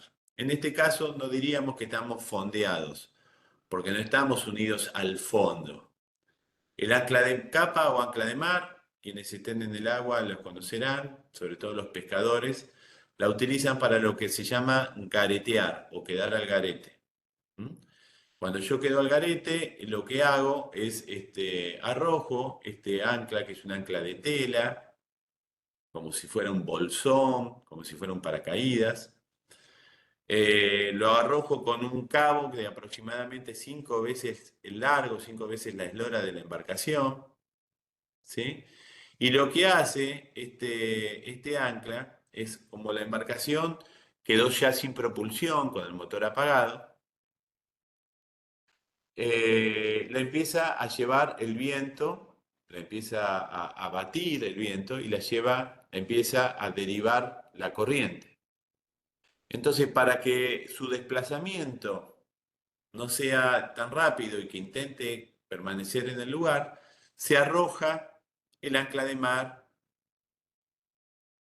o ancla de capa, que es un paracaídas que se llena de agua, tiene un orificio en la parte posterior y que intenta demorar, ¿sí?, el desplazamiento. Lo hace, pero no lo evita totalmente, no es como un fondeo. Eso es quedar al garete. ¿Mm? Ven de esta manera, acá están los pescadores, el viento intenta llevarlo hacia aquel sector, pero como tienen el ancla de capa se llena de agua, ¿m?, y va demorando ese desplazamiento. Esta es la lógica que veíamos acá. Está el cabo, las riendas, la tela, el ancla ingresa y va saliendo por un orificio menor, con lo cual se realiza una resistencia similar a lo que sería un paracaídas. Se puede usar por la proa del barco cuando estoy gareteando para que la embarcación quede con la proa a las olas, para que las olas no me tomen de costado. O los veleristas en situaciones de emergencia, navegando a alta velocidad, podrían llegar a arrojarla por popa para intentar frenar la velocidad del barco. ¿Mm? Acá vemos un ancla de capa o de mar fabricada en tela. ¿Mm? Muy bien, les avisé que iba a ser densa la clase de hoy. Hasta acá venimos más o menos bien, supongo. Si tienen dudas, vayan anotándolas en la parte del chat o ahora cuando cortamos, hablamos unos minutos, ¿sí? Y vamos a desarrollar, estamos bien con el tiempo, vamos a desarrollar ahora,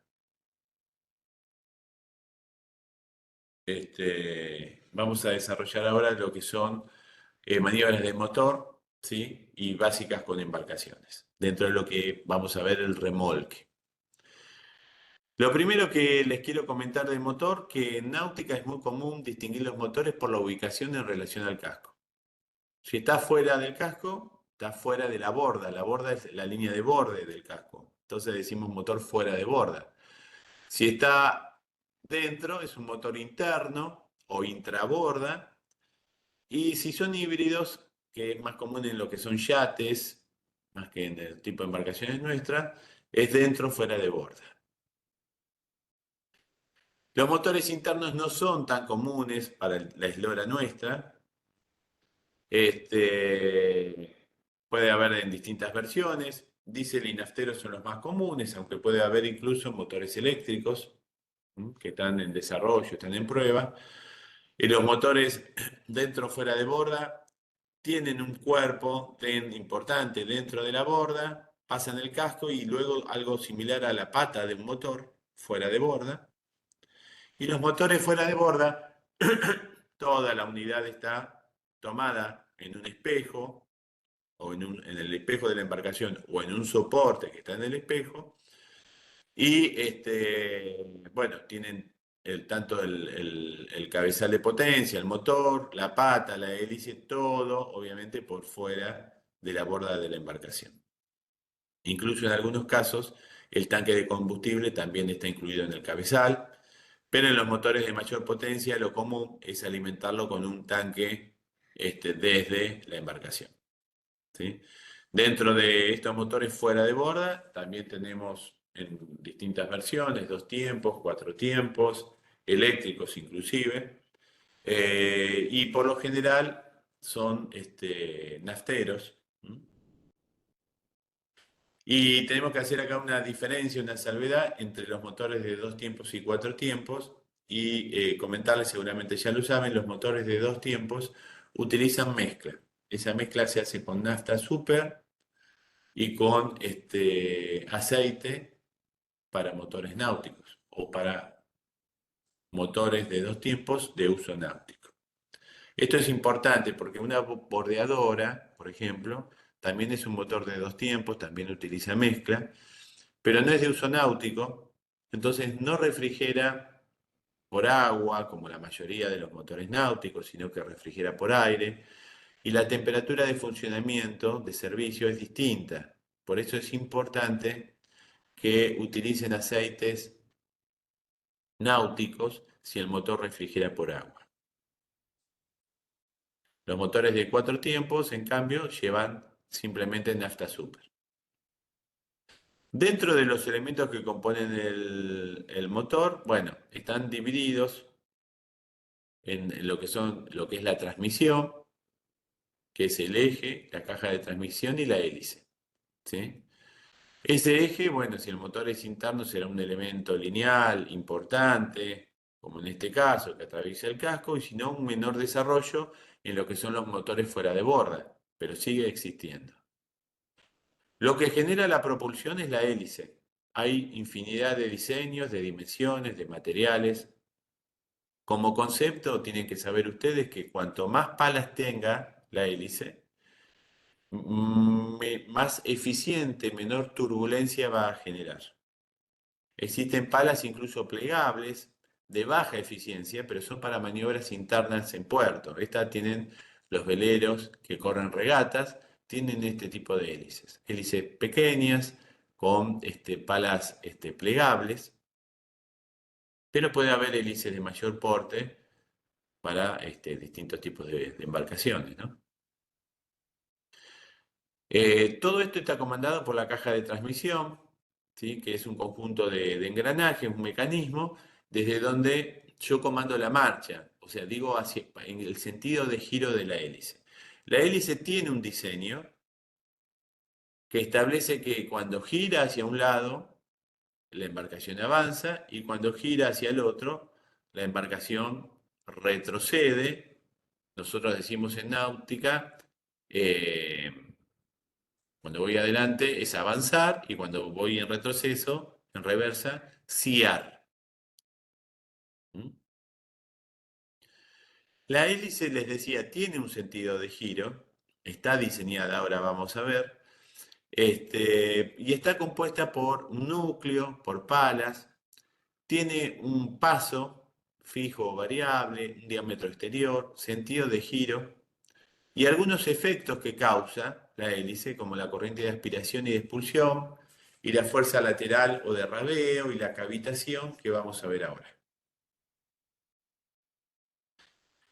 Criterios para elección de la hélice. Bueno, ustedes no la tienen que elegir. En realidad, si tienen un motor, se tienen que ajustar a las especificaciones del fabricante, porque si cambian el tipo de hélice, están sometiendo a todo lo que es la transmisión a una carga, a un trabajo para la cual no fue diseñada, ¿sí?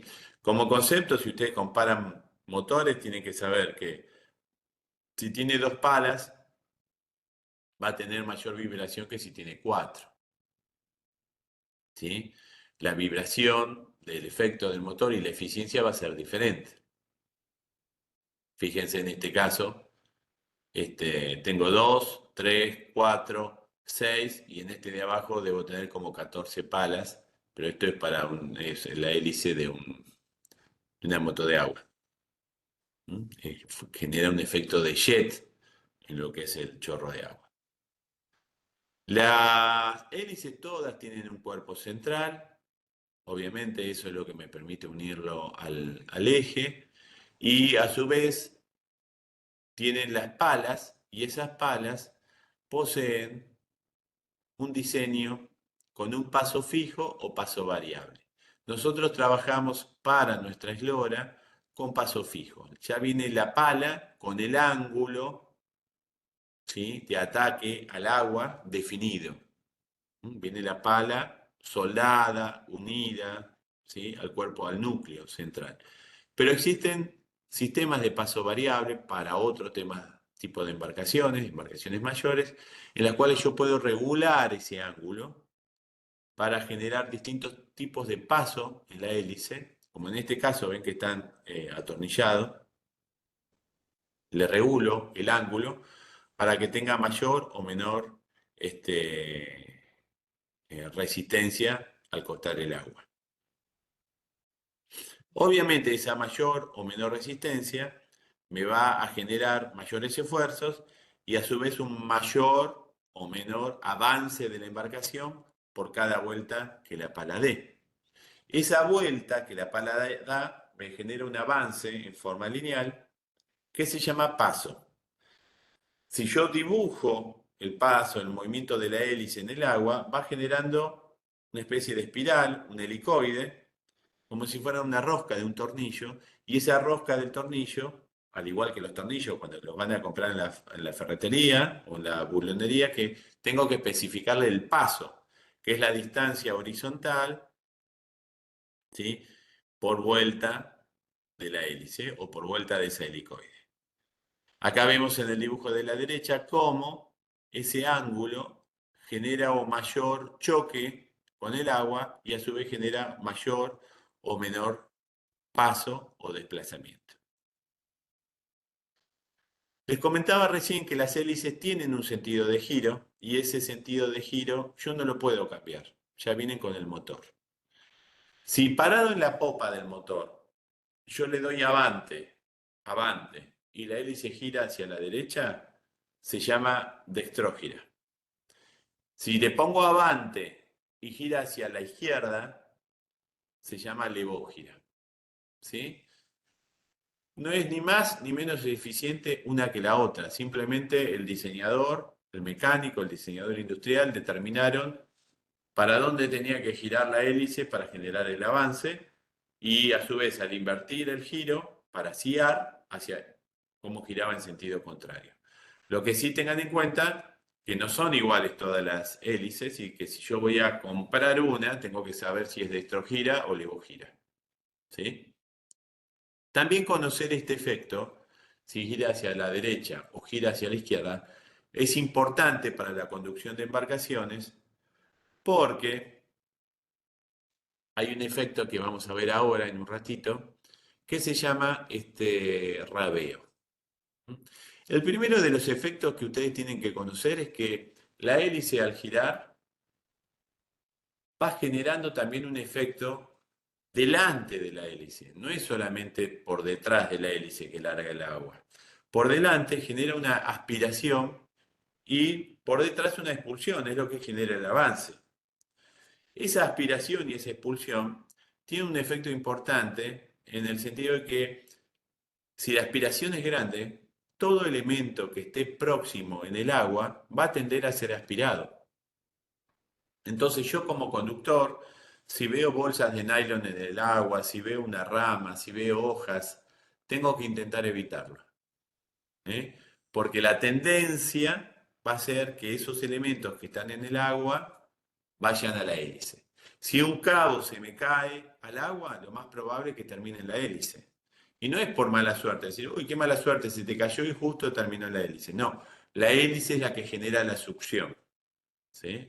La aspiración. Fíjense, acá se ve claramente la hélice al cortar el agua, al cortar con el filo de la hélice el agua, aumenta la presión. El agua, al aumentar la presión, libera burbujas. Al liberar las burbujas, hace este dibujo, que es esta especie de helicoide, de rosca que vemos, donde vemos claramente la diferencia entre las vueltas, que es el paso. Este es un efecto muy importante. Esto también en cualquier examen que rindan de conductor náutico se lo van a preguntar, que es el efecto de rabeo. El efecto de rabeo es un efecto de fuerza lateral que aparece en la embarcación. Cuando yo pongo en marcha, sobre todo el motor se hace más evidente. ¿Sí? Y funciona de la siguiente manera. La hélice al girar, en el primer momento, todavía no se generó el efecto de succión, de aspiración y de expulsión. Entonces, al rotar la hélice, por ejemplo, si rota hacia la derecha, va a ser como una rueda que va a desplazar la popa de la embarcación hacia el lado hacia el cual la rueda gira. Una vez que se genera el otro efecto que veíamos recién, el de aspiración y expulsión, la embarcación se estabiliza y el efecto de rabeo disminuye. Pero cuando yo le doy la primera acelerada a la embarcación, la popa tiende a irse hacia el lado donde gira la hélice y la proa obviamente hacia el contrario, girando por el punto medio de la eslora de la embarcación. Eso se llama rabeo. Si la hélice es dextrogira, la popa se va hacia la derecha, que se llama estribor, ¿sí? Y la proa se va a babor. Si es levógira, el efecto es el inverso. Otro efecto que aparece se llama cavitación. Cavitación, nosotros lo llamamos en náutica cuando comienza una pérdida de prestación de la hélice, del motor, y una vibración muy marcada porque la hélice queda girando no solo en agua, sino en una mezcla de agua con muchas burbujas de oxígeno. Y esto se da puede ser porque ingresa una corriente, una ola, que acelera la hélice y hace que al cortar el agua libere muchas burbujas, o porque la hélice, por efecto de la ola, en el motor fuera de borda, quizás de pata corta, en la ola queda la hélice fuera del agua, se acelera y cuando ingresa al agua, ingresa a altísimas vueltas. Entonces van ustedes a notar que el motor se acelera solo, las vueltas se van muy arriba y la embarcación no avanza. Entonces, ¿qué tienen que hacer ahí? Desacelerar. Al desacelerar, reducen la cantidad de vueltas. Al reducir la cantidad de vueltas, la hélice se desprende de las burbujas de oxígeno, ¿sí? Y nuevamente comienzan a acelerar y retoman la navegación sin vibración, sin ruido y con el avance y el rendimiento que ustedes necesitan. Eso se llama cavitación. Bueno, dentro de lo que es motores, también, otra vez, cada tema que tomamos en el curso puede ser motivo de otro curso, ¿no? Acá podríamos decir detección de fallas, mantenimiento de motores fuera de borda, ¿no? Pero es un motor, así que tengo que chequear todo lo que es lubricación, refrigeración, carburación, filtros, encendido, tener repuestos, ¿no? O sea, todos los elementos, mangueras, filtros, bujías, etcétera. Lo más importante, consejo que yo les doy, y las fallas generalmente por qué se dan, los motores fuera de borda, en muchos casos, no los ponemos en funcionamiento semanalmente o diariamente, salvo que seamos isleños. Eso termina jugando en contra del motor. Todos los fluidos, aceites, nafta y demás, tengo que renovarlos, tengo que inspeccionarlos, no puedo dejar el motor 6 meses con nafta y después pretender que arranque sin ningún problema, o el carburador con nafta. Entonces, las fallas más frecuentes generalmente están dadas, por un lado, por falta de uso o uso indebido, y la otra falla bastante frecuente está vinculada con cuestiones de mantenimiento que tienen que ver con el medio. O sea, todo lo que son mangueras, tengan en cuenta que se van a resecar con el sol, con el combustible. Tienen que tener en cuenta también que todo el motor, a diferencia de un auto en una lancha, está sometido a un traqueteo, a un movimiento bastante importante, ¿sí? Entonces todo lo que son conexiones, abrazaderas, es un punto de fatiga importante. Otro punto a tener en cuenta es el tema de los filtros. Tanto el filtro de combustible, como yo trabajo traspasando el combustible en tanques, como el sistema de refrigeración que refrigera por agua y que toma agua del medio, muchas veces contaminada, ¿sí? O con residuos. Es un tema recurrente, ¿no? Que se tape el circuito de refrigeración, un filtro. Tengo que estar muy atento a eso. Y finalmente, un motivo muy común que ocasiona fallas en los motores de dos tiempos es el incorrecto preparado de la mezcla. La mezcla la tengo que realizar al 2%. El 2% que significa dos partes de aceite por 100 partes de nafta. Si yo la hago muy pesada, la mezcla, con mucho aceite, me refiero, se van a empastar las bujías. Y si la hago muy liviana, con poco aceite, someto al motor a un trabajo sin la lubricación adecuada que termina dañándolo. Un tema importante para ustedes es que una vez que conozcan la velocidad de desplazamiento de la embarcación, regulen el trimado, el ángulo de la pata del motor de acuerdo a la velocidad a la que ustedes se desplazan. ¿Sí?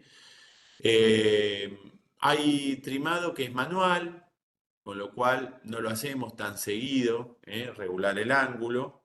Y hay trimados que son electrónicos y se realizan a través de botones,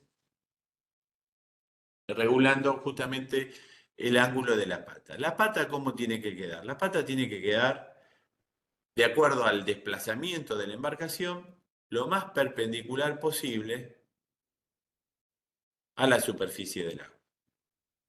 En lo que vemos acá en el último dibujo es el ajuste correcto. La pata está perpendicular, la hélice produce una aspiración y una expulsión que hace que el flujo sea paralelo a la superficie del agua. Si yo la pata la tengo inclinada como en la imagen superior, ¿sí? Va a tender la hélice a levantar la popa y a bajar la proa. Se va a clavar la embarcación. No es un buen funcionamiento, digamos, de la embarcación. Tiende a clavarse en la ola, a tener mayor resistencia con el agua. De la otra manera, si está como en el dibujo central, la hélice haciendo fuerza hacia abajo, la popa va a bajar y la proa va a subir. También no, es malo esto, porque al acelerar se levanta la proa. El efecto es un efecto que yo no quiero para este tipo de embarcación. De acuerdo al motor que tenga, obviamente después tendré que tener repuestos. Los más comunes son rotores para lo que es refrigeración, bujías de distintos tipos. Y en lo que es manejo de combustible, acá tenemos que hacer una salvedad, tenemos que tener un cuidado fundamental, no solo por el tema incendio que comentamos la otra vez, sino por el tema ambiental. El tema ambiental. Tenemos que evitar derrames de combustibles, tanto dentro de la embarcación como al medio. Entonces tengo que hacer el traslado de combustible en envases que estén diseñados para eso, bidones para combustible, de buena resistencia, buena rosca, resistentes al sol, con venteos. Y todos los elementos que componen el circuito tienen que estar bajo normas. Y los traspasos de combustible los tengo que hacer de la manera más prolija e higiénica posible. ¿Sí? Tengo que intentar hacer las cargas de combustible o los traspasos en esos momentos en los que no tengo movimiento en la embarcación, tener trapos para tomar o limpiar cualquier derrame dentro de la embarcación, etc. Dentro de lo que es combustible, lo más común para fuera de borda son estos tanques que yo les comentaba, con venteos adecuados, con buena resistencia. Recuerden que si esto queda al sol, la nafta es muy volátil, ¿sí? Se va a hinchar mucho y van a empezar a tener pérdidas de combustible. Y luego tengo que tener líneas de combustible que están compuestas por conectores, manguera y la pera, que es una válvula es de bombeo y de retención a la vez. Recuerden, los motores de dos tiempos utilizan mezcla. La preparo con 50 partes de combustible, una parte de aceite, o cada 100 partes de combustible, 2 partes de aceite. La relación es la misma. Sería lo mismo que decir cada 5 litros de combustible, 100 centímetros cúbicos de combustible. Lo importante es que ustedes, si tienen un motor de dos tiempos, tengan un medidor, una jeringa, una probeta, algo para poder hacer la mezcla sin pasarse en el aceite. Un dato a tener en cuenta, los motores más comunes en náutica, el parque instalado, digamos, son motores de dos tiempos porque son más livianos La mecánica es sencilla, pero tengan en cuenta que están en retroceso, ¿sí? Todavía se puede navegar con motores de dos tiempos, pero en algunos lugares, por ejemplo los lagos de la Patagonia, en algunos lugares está prohibida la navegación con motores de dos tiempos porque al utilizar mezcla devuelven junto con los gases de la combustión restos de aceite. Es contaminante. ¿Mm? El otro motor también es contaminante, el de cuatro tiempos, pero es menos contaminante que el de dos tiempos. Accesorios, repuestos, estos les aconsejo que tengan. Una línea de combustible, conectores, algún filtro, de acuerdo al motor que tiene. Y después, bueno, obviamente, sin que sean mecánicos, lo que está bueno es que con el tiempo vayan conociendo, interiorizándose de alguna rutina mínima de mantenimiento, de verificación dentro de lo que es el motor. ¿Sí? Otras cuestiones que tienen que conocer, que tienen que ver con las maniobras, y ahora nos metemos con maniobras, con embarcaciones más comunes. La primera, y esto lo van a ver cuando naveguen o cuando hagan la práctica, en el otro curso, es lo que llamamos diámetro táctico o curva evolutiva, que es cuánto necesito yo para hacer con mi embarcación, con el casco que tengo, el diseño del casco y con el motor que tengo, un diámetro táctico completo o una curva evolutiva completa. Dar un giro de 360. Algunas embarcaciones lo dan prácticamente en el lugar, otras necesitan un diámetro mayor. Eso depende de muchas cosas, de la corriente del lugar, del viento, del tipo de embarcación, de la potencia, del diseño del casco. Y lo tengo que conocer. Es como conocer la dirección de un vehículo, de un auto. Tengo que saber si entro con una embarcación a un canal angosto y tengo que eh, volver, si puedo virar la embarcación o no y qué distancia necesito para poder virarla. A su vez, el conocimiento de esa maniobra, de ese diámetro táctico, me va a permitir también saber cómo es la respuesta de la embarcación en el caso de tener que hacer o realizar una maniobra de emergencia. En inglés se llama quick stop, nosotros le decimos maniobra de hombre al agua, y consiste en, obviamente, recuperar un tripulante que se ha caído al agua, ¿no? Existen pasos, recomendaciones, en la parte práctica las ponemos en práctica, valga la redundancia, pero más o menos los pasos de una maniobra de hombre al agua deberían ser estos, ¿no? Lo primero, obviamente, cuando veo que se cae una persona, dar la voz de hombre al agua, ¿sí? Es gritar, hombre al agua, poner alerta a toda la tripulación. Y cuando la persona, si yo veo que la persona está cayéndose por una de las bandas de la embarcación, lo que yo tengo que hacer es la proa, hacerla caer, como dice en el punto 2, hacia la banda, hacia el lado por el cual la persona cayó. No le voy a pasar con la embarcación por arriba. Al contrario, lo que le voy a hacer es separar la hélice que yo tengo en la popa. ¿Sí? Lo que tengo que hacer es separarle la hélice. Si yo veo que la persona está cayendo, tengo que hacer un movimiento rápido, ¿sí? Con el motor para alejarle la popa, para que la popa se vaya de la persona. Entonces, para que la popa se vaya de la persona, lo que tengo que hacer es acercarle la proa. Inmediatamente empieza lo que es la maniobra de hombre al agua, ¿sí? Dijimos, caigo con la proa hacia donde está la persona, arrojo los elementos flotantes que tenga, ¿sí? Dentro de esos elementos flotantes, obviamente, están, si tengo algún salvavidas circular, que no es obligatorio para la categoría nuestra, pero también cualquier elemento flotante que tenga a mano, se lo arrojo, ¿sí? Y acá depende también de las condiciones meteorológicas, pero a veces marcar la zona, si la condición meteorológica es muy, muy dura, arrojando cualquier cosa, tiro una botella de gaseosa, estaba tomando gaseosa, cuando se cayó, tiro la botella de gaseosa, tiro un almohadón, lo que sea, ¿Por qué? Porque si se queda flotando distintos elementos, van a marcar un sector, ¿sí?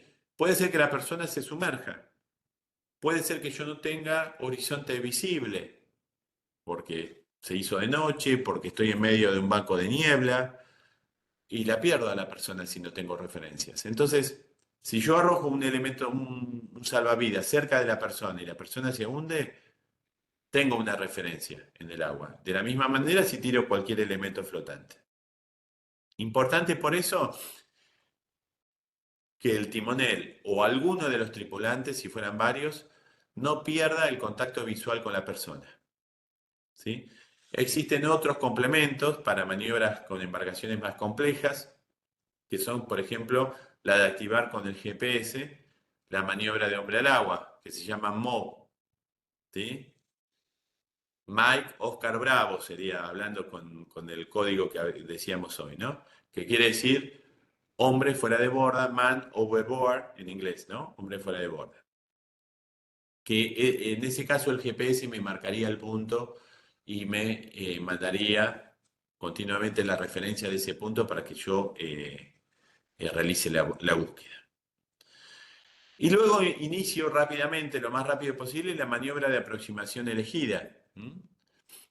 Que puede ser una curva, digamos, un diámetro táctico completo, una curva evolutiva completa, o un 8, un círculo o un 8, pero lo importante es que en cualquiera de las dos maniobras tengo que acercarme a la persona proa al viento y a las olas. Proa al viento y a las olas.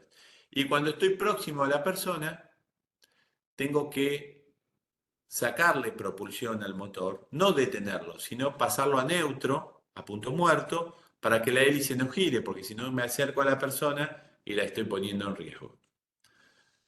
Tendré que ver, de acuerdo a la embarcación y a las características de la situación meteorológica y de la persona, cómo la ingreso a la embarcación. No es para nada fácil, es una maniobra incluso riesgosa para el resto de los tripulantes, si el casco es pequeño.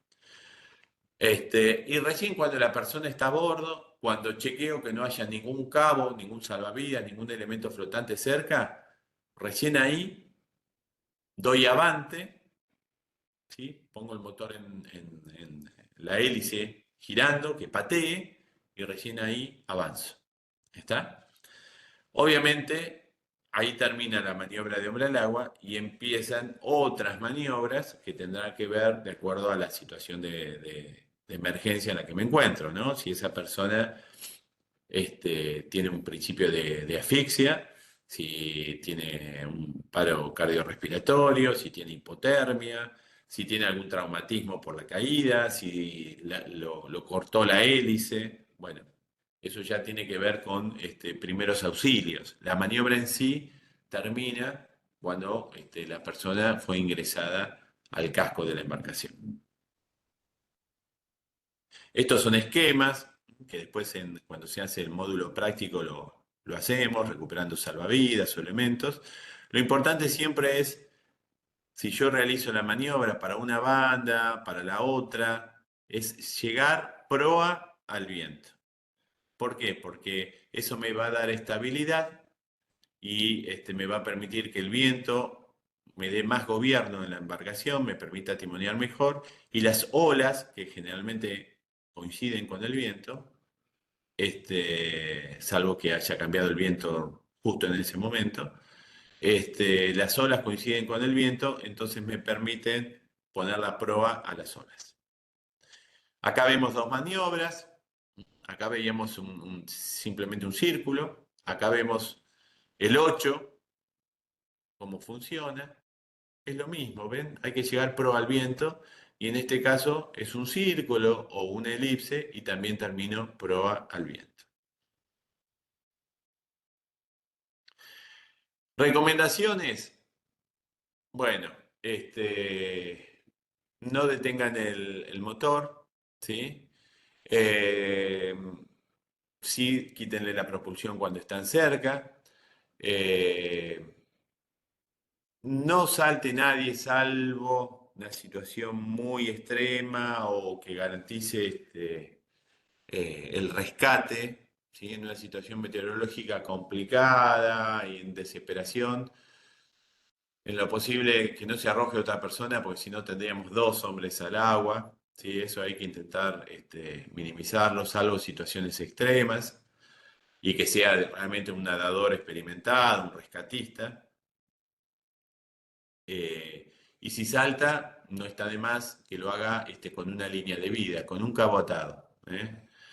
Si el rescate se da en horas de la noche, en la madrugada, con poca luz, y uno de los tripulantes, cuando se está haciendo la maniobra, quiere o dispara una bengala, las bengalas rojas que habíamos visto, no está de más porque ilumina la zona y marca la alerta a las demás embarcaciones. Si la persona se cayó, nunca sí o nunca pongo reversa para volver como si fuera en un auto, ¿eh? Porque lo corto con la hélice. Me tengo que alejar y acercarme con la proa con la hélice sin girar. ¿Mm? Y después no está de más que entrenen o hasta que jueguen con amigos, con familiares. Decir, bueno, me voy a tirar al agua, vamos a saber cómo y por dónde ingreso a la embarcación. Esto depende de la embarcación. En términos generales se puede decir que si subo por línea de crujía, como a un kayak, por la proa o por la popa, voy a tener mayor estabilidad, ¿sí? Pero depende también del francobordo. El francobordo es esta distancia de la embarcación, ¿sí? ¿Cómo puedo ingresar? Es muy difícil subir a una embarcación, a cualquier tipo de embarcación, desde un kayak a una lancha, a un barco, desde el agua es difícil. Entonces no está de más prever en la embarcación cómo subo. Entonces puedo construir una escala con madera, con 3 tablones, 4 escalones, peldaños, con 2 cabos y decir, bueno, las tomo de esta cornamusa. O en algunos cascos más importantes, poner una escalera retráctil en popa, ¿sí? O si no, voy a tener que realizar alguna maniobra como están haciendo estas personas. Esta es la maniobra para ingresar a una persona. Lo tomo con los brazos cruzados, luego giro la persona en el agua y la levanto de espalda para que apoye la cola acá. Y luego me dejo caer hacia atrás, ¿sí? Tomando la persona e ingresándola conmigo. O realizando una escala con alguna especie de estribo o apoyapié, pero para esto la persona me tiene que ayudar, tiene que estar consciente, ¿no es cierto?, en cualquiera de las dos maniobras. Consejo para ustedes, en el hipotético caso que se vean en una situación compleja, ármense un arnés. Y más si están solos o si están incluso con otra persona, pero ármense un arnés con un cabo y con un cabo una cornamuza. Es preferible quedar colgando a separarse de la embarcación, ¿sí? Esto nosotros, los que navegamos a vela, lo usamos mucho en condiciones de mal tiempo, ¿no? Un arnés o una línea de vida. Bien, otras maniobras habituales en navegación son los amarres. En principio, para que tengan en cuenta, tengo que intentar con los cabos ir triangulando, ¿m?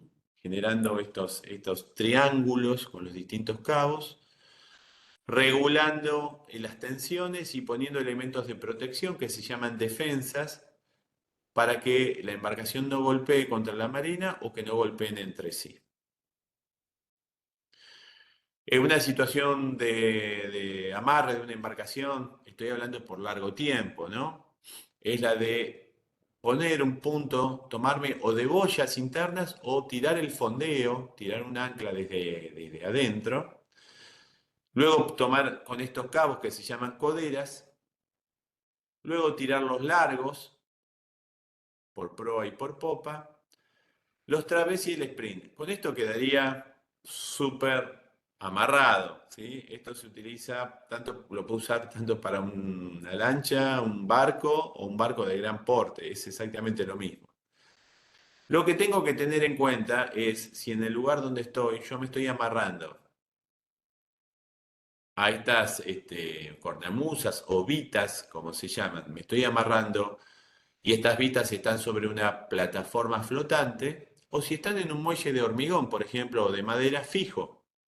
Es muy importante eso. ¿Por qué? Porque si es flotante, Una vez que yo lo amarré, todos estos cabos, los de las coderas no, pero todos estos que van al muelle, van a estar siempre iguales, aunque suba en tensión, aunque suba o baje el nivel del agua. Ahora, si yo me tomo en un muelle de una vita o cornamusa que está en un muelle de hormigón, mi altura, mi relación con el muelle se va a ver afectada con la altura de marea. Entonces es una situación bastante crítica porque yo cada hora tendría que regular las tensiones para que los cabos no sufran, la embarcación no quede colgada, ¿sí? O la embarcación no golpee contra el muelle. Esto lo voy a pasar, vamos a ir directamente a esto que es importante. El tema del remolque, ¿sí? El remolque es una situación que tarde o temprano ustedes o van a tener que pedir en algún momento remolque en el río o van a tener que dar remolque a una persona que simplemente se quedó sin combustible o no le arranca el motor. ¿Mm? Entonces yo tengo que considerar algunas cuestiones.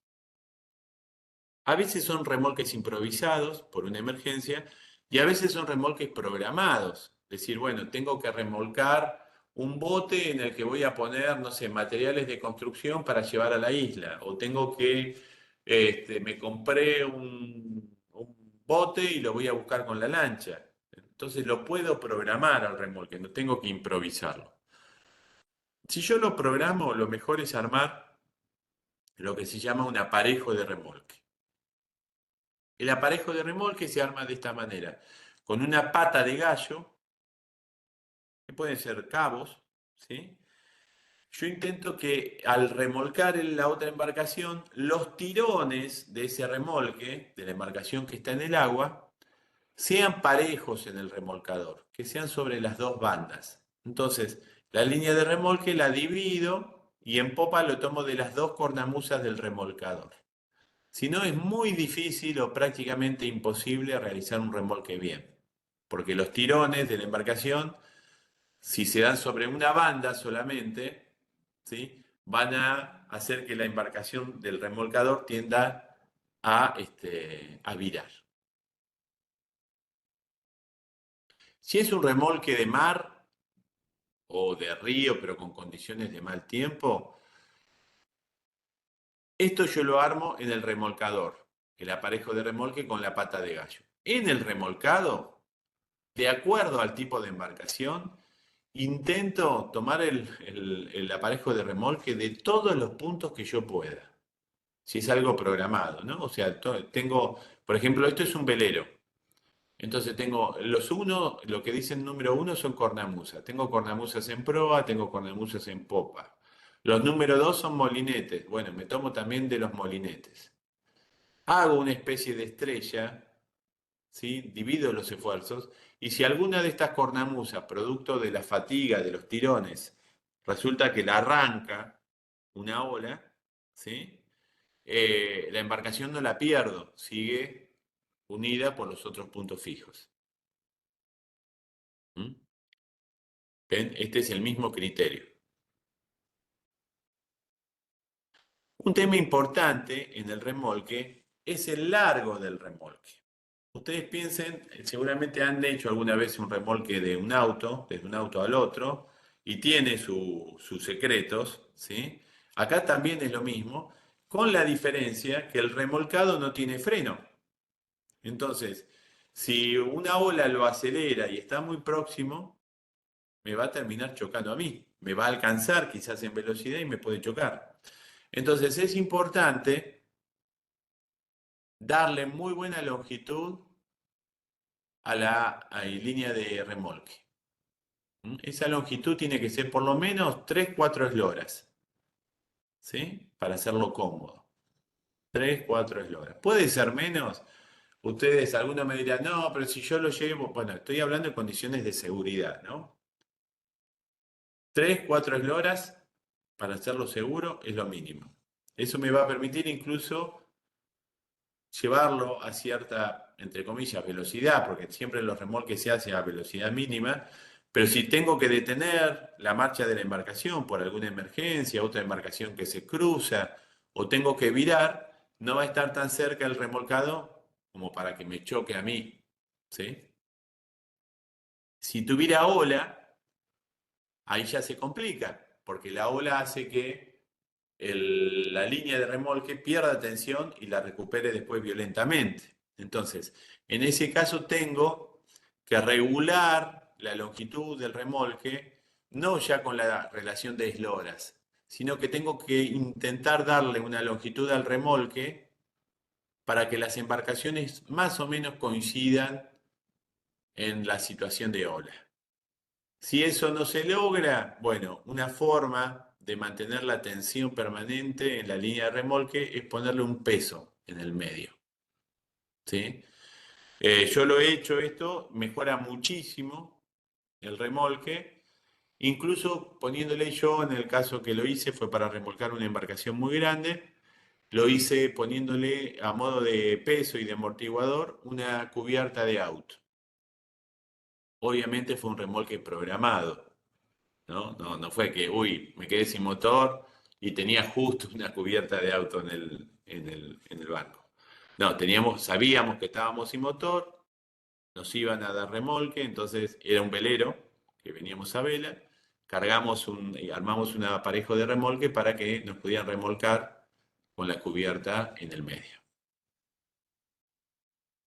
¿Mm? Es esto lo que yo les comento. Ese peso garantiza que tenga tensión permanente. Este remolque se llama remolque por largo. Remolque por largo. Es una de las 4 formas de remolque, es la más común. En el remolque por largo hay que darle, les decía, buena distancia entre las embarcaciones, intentar el remolcador que maniobre de la forma más lenta posible, ¿sí? Porque si hace una virada muy cerrada, la línea de remolque pierde tensión y luego pega un tirón muy fuerte que puede dañar las embarcaciones y además dificulta mucho al remolcador, ¿sí? Por otro lado, si la embarcación puede tener un timonel que auxilie y que vaya copiando el rumbo del remolcador, mejor para evitar esto. El remolque por largo, como en este caso, siempre tiene que hacerse a la menor velocidad posible. Siempre. Los errores más comunes, a veces producto de la emergencia, es hacer el remolque con un cabo muy corto, como en este caso. No armar un aparejo, no tener previsto, fíjense que acá la línea de remolque prácticamente apoya sobre el motor fuera de borda. Y por otro lado, en este caso está también cambiando el rumbo, el capitán del remolcador, ¿sí? De una manera bastante marcada, cosa que no es bueno, ¿no? Hay que hacerlo en forma gradual para que el timonel de la otra embarcación me vaya acompañando. Incluso en algunos casos se recomienda para un remolque muy largo también ir comunicados por radio las 2 embarcaciones y anticipar las maniobras. ¿Qué pasa? Para maniobrar con esta embarcación remolcada por largo, yo necesito espacios abiertos, como en este caso. Cuando entro en una marina, dentro de un club, donde tengo muelles, tengo otras embarcaciones, en realidad el remolque más apropiado, sobre todo cuando la otra embarcación tiene un problema de gobierno, por ejemplo en el timón, es el remolque abarloado. El remolque anterior era por largo. El abarloado me pego a la otra embarcación, pongo elementos de protección en el medio que se llaman defensas, son estos elementos inflables, y luego con cabos intento que las 2 embarcaciones queden solidarias, queden una con otra, abarloada se dice, tomada por la banda, y que funcione como una especie de catamarán, en donde el remolcador le está prestando el timón a la otra embarcación. Esto se usa en espacios reducidos, donde no se puede hacer el remolque por largo, o la otra embarcación tiene problemas de timón. Y existen otros tipos de remolque, estas son fotos históricas, pero digo, hoy en día se sigue haciendo, no solamente a tracción a sangre o con caballos, sino también con motos, con cuatriciclos, con una camioneta, que es el remolque por sirga. Ustedes, quizás alguno escuchó hablar del camino de sirga. El camino de sirga es un camino que se dejaba o se debe dejar al costado de las vías navegables para remolcar embarcaciones que no tienen motor río arriba, ¿sí? Desde tierra. Cuando yo remolco desde tierra, ya sea con una locomotora como del Canal de Panamá o o con un caballo, o yo mismo, a tracción de sangre, eso es remolque por sirga. ¿Mm? Fotos históricas. Y la última forma de remolque, que acá pongo un remolque extremo, ¿no? Pero que también en navegación deportiva podría darse en algún momento, es el remolque por empuje. El remolque por empuje, en realidad acá no tengo cabos, no me abarló, no lo hago desde tierra, sino que mi embarcación se pega a la otra y como si fuera ahora la locomotora que está atrás de los vagones, empuja. ¿Mm? No es común en embarcaciones deportivas, pero sí puede ser una maniobra necesaria para separar a otra embarcación, por ejemplo, de un riesgo. Vemos una embarcación que se está yendo a la costa, no hay tiempo de tirar un cabo, nada, me pego y lo separo. Eso es empuje. ¿Eh? Después veo cómo hago. Acá lo que estamos viendo son transportes de productos del agro en la hidrovía por sistemas de empuje. Bueno, y con esto terminamos ya. Les dije que iba a ser densa la clase, mucha información. Terminamos, quedan unos minutitos. Quedo atento si alguien quiere preguntar algo. Quedo atento. ¿Hay alguna consulta que quieran hacer? ¿Algún comentario?